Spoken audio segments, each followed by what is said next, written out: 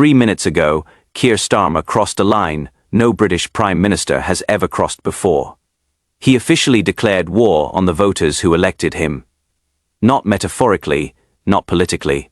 Literally declared that British citizens who disagree with his policies are the enemy of the state. And when Nigel Farage heard what Starmer said, his reaction was so explosive it is already being called the most furious political response ever captured on camera. What you are about to hear will fundamentally change how you see British politics forever. This isn't just another government scandal. This is the moment a sitting Prime Minister abandoned all pretense of serving the people and revealed his true agenda: crush anyone who dares to challenge his authority. The footage of Farage's response is going viral as we speak, with over 1.2 million views in just 3 minutes. But the implications of what Starmer said today will reshape Britain for generations. It happened during an emergency cabinet meeting that was supposed to be private. But someone in that room was recording.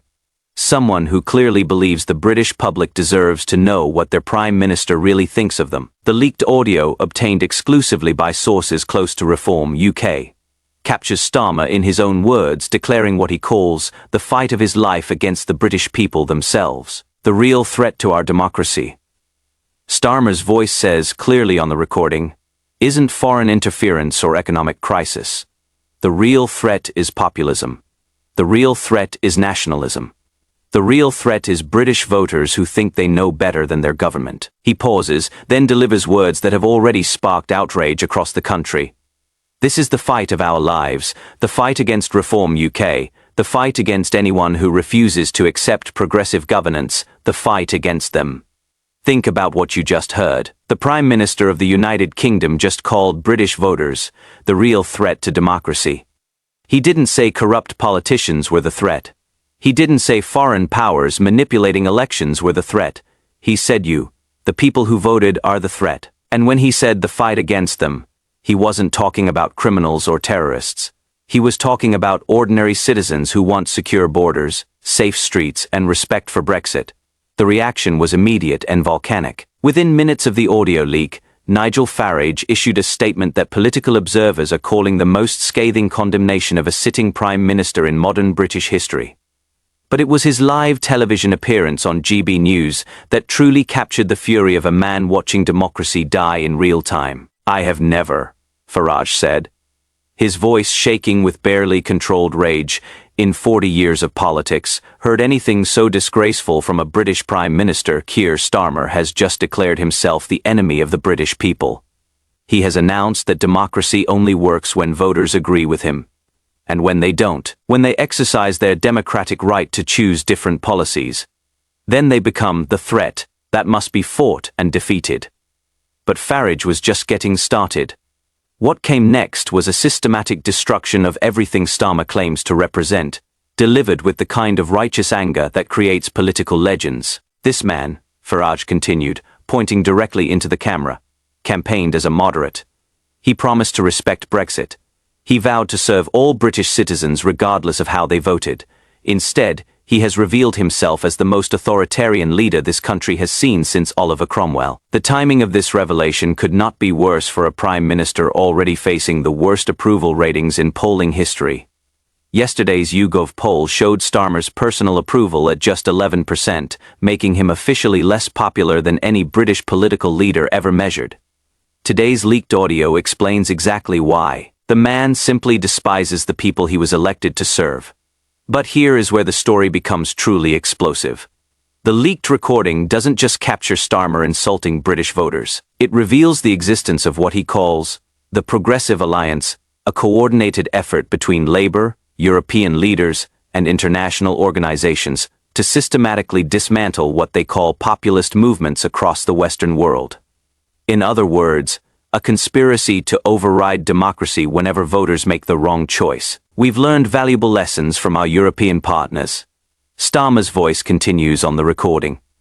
"In Germany, they've successfully marginalized the AfD. In France, they've contained Le Pen. In Italy, they've neutralized Salvini. Now it is our turn to deal with Farage and Reform UK. The methods are well established. Relentless media pressure, legal challenges, financial restrictions, and most importantly, redefining opposition to government policy as extremism.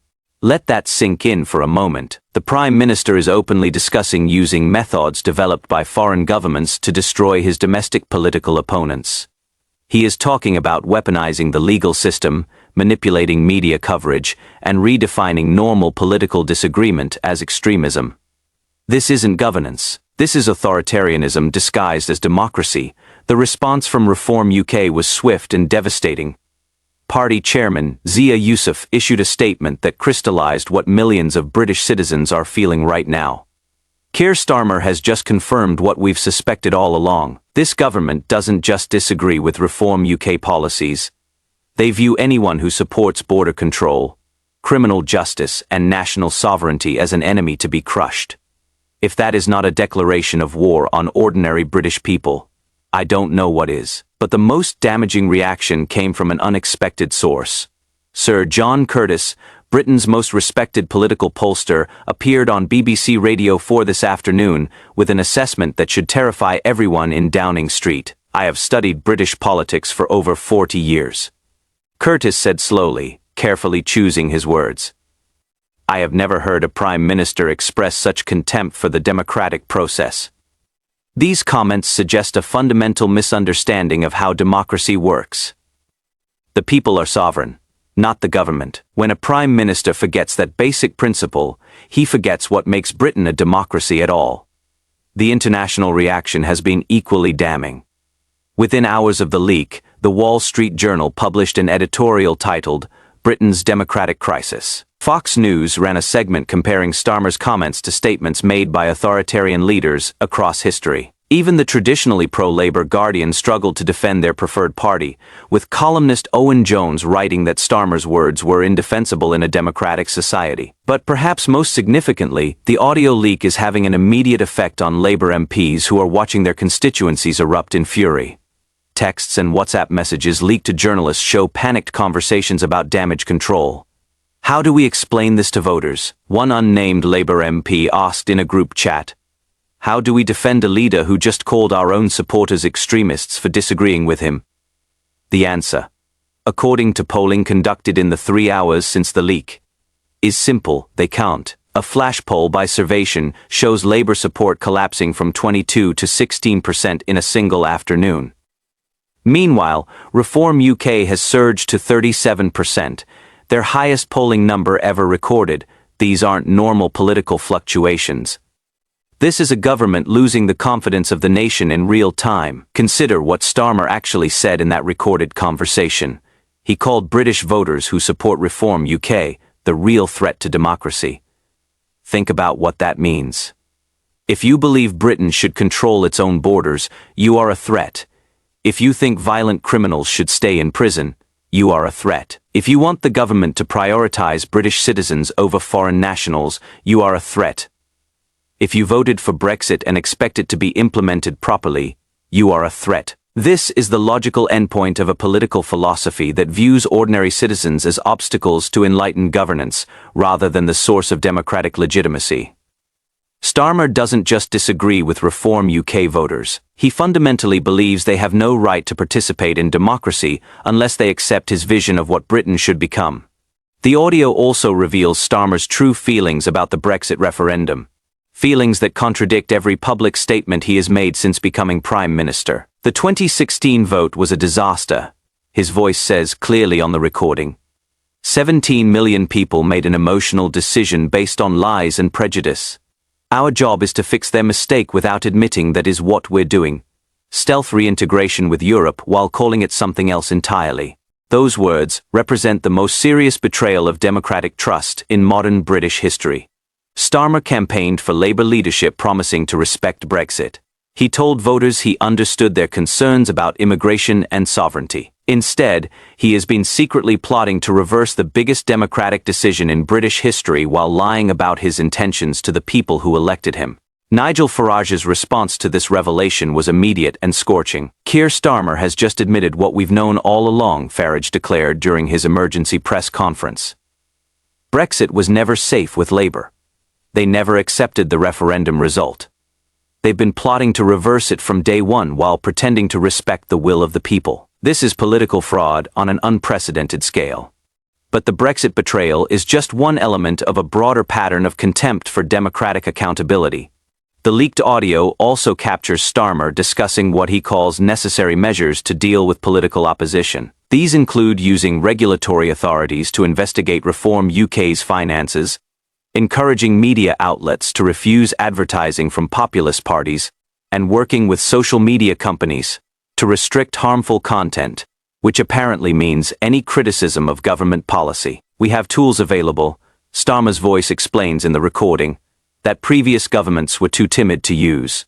Financial oversight, content moderation, judicial review of opposition statements for accuracy. The public doesn't understand how democracy works in the modern world. Sometimes protecting democracy means limiting choices to responsible options.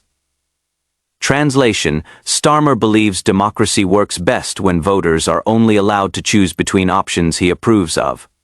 This isn't democracy, this is managed authoritarianism disguised as protecting democratic values. And the truly chilling part is how casually he discusses these tools for suppressing political opposition.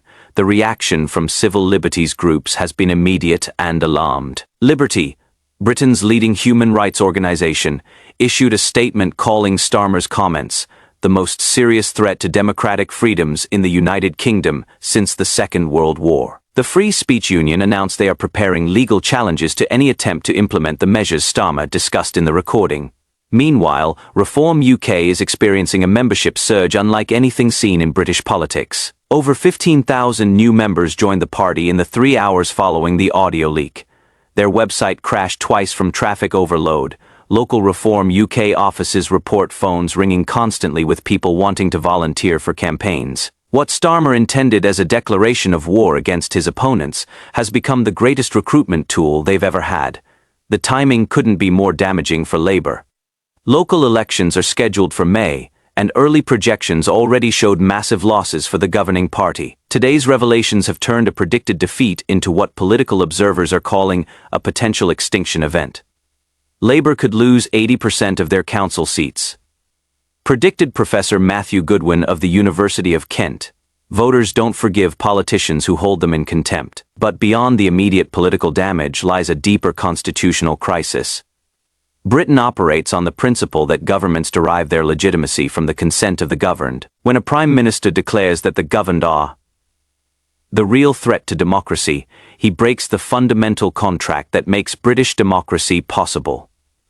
Constitutional expert Professor Robert Hazel of University College London appeared on Sky News this evening with a stark assessment. These comments suggest a prime minister who has forgotten that he serves the people, not the other way around. In a democracy, the government works for the voters, not against them. When that relationship breaks down completely, you don't have democracy anymore. You have something else entirely. The question now facing Britain is simple but profound. Can a democracy survive when its leader views the people as enemies to be defeated rather than citizens to be served?